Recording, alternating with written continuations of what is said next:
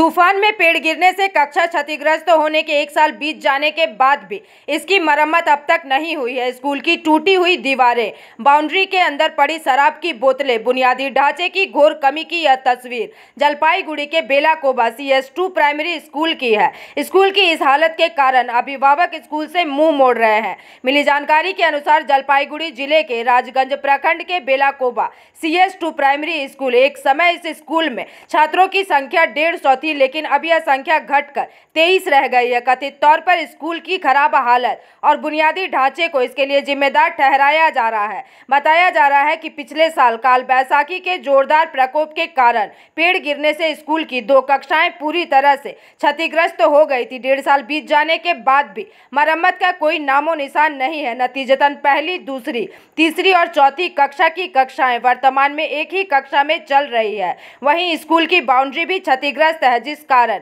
शाम होते ही स्कूल के अंदर असामाजिक गतिविधियां होने का भी आरोप लग रहा है। कहा जा रहा है कि कई बार अधिकारियों को सूचित करने के बावजूद कोई समाधान नहीं निकला है, जिसकी वजह से शिक्षक बदहाली के बीच स्कूल चलाने को मजबूर है। परंतु ऐसे में अभिभावक अपने बच्चों के भविष्य को लेकर स्कूल से मुंह मोड़ रहे हैं। वहीं दूसरी ओर स्कूल की प्रधानाध्यापिका ने समस्या को स्वीकार किया है। साथ ही उन्होंने आशंका जताई है कि अगर जल्द ही समाधान नहीं हुआ तो छात्रों की संख्या और कम हो जाएगी। वहीं इस मामले में जिला प्राथमिक शिक्षा परिषद के अध्यक्ष ने समस्या के समाधान का आश्वासन दिया है। हालांकि भाजपा इस स्कूल से तुलना करके राज्य की शिक्षा व्यवस्था के लिए राज्य सरकार को दोषी ठहरा रही है। कुल मिलाकर सैकड़ों जगहों पर सरकारी धन की बर्बादी हो रही है और कहीं कहीं तो राज्य सरकार छोटी छोटी मांगे भी पूरी नहीं कर पा रही है। इसका एक ज्वलंत उदाहरण बेलाकोबा CS2 प्राथमिक विद्यालय है।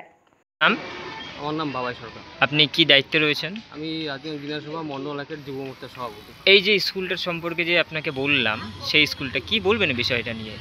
দেখুন, পশ্চিমবাংলার যা রাজ্যর যা শিক্ষা ব্যবস্থা, যা পরিকাঠামো, শিক্ষক অভিভাবকরাই সরকারি স্কুল থেকে মুখ ঘুরায় নিচ্ছে।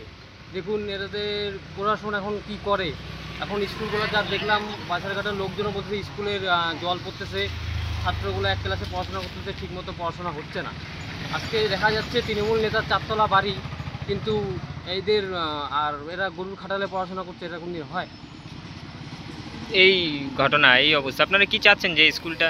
এখন আমি বলবো স্কুলের যে শিক্ষক শিক্ষিকারা আছে তারা একটা প্রশাসনিককে জানান, যদি না কিছু হয় তা আমরা একটা ব্যবস্থা করবো।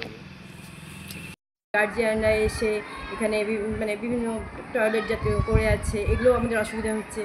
এখন কি করব, দেওয়াল ভাঙা কোনোভাবে আমরা চেষ্টা করছি, জানিয়েছি। এতে আপনাদের স্কুলের সমস্যা হচ্ছে না বাচ্চাদের? হ্যাঁ, প্রচণ্ড সমস্যা হয়, বিশেষ করে ওই বিল্ডিংটা ভাঙার জন্য ছাদের চাল নেই জন্য। এখন মোটামুটি অল্প ছাত্র, আমাদের তো ছাত্র সংখ্যা বেশি না, সেই হিসাবে আমরা একটা ক্লাসের মধ্যে চালিয়ে নিচ্ছি।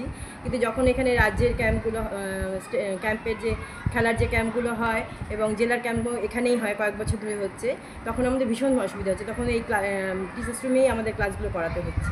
বর্তমানে খুবই ভীষণ অসুবিধা। বর্তমানে একটি ক্লাসের মধ্যেই, হ্যাঁ, একটা ক্লাসের মধ্যে 4টা ক্লাসকে আমরা করাচ্ছি। এই যে দেওয়াল ভাঙার জন্য এখানে তো অনেকে ভেতরে ঢুকে যাচ্ছে, গরু ছাগল। হ্যাঁ, সন্ধ্যার পরে তো ভীষণই এখানে অনেক রকম অসামাজিক কাজকর্ম হয় শুনেছি, কিন্তু কিছু করার নেই, এটা তো আমাদের হাতে না।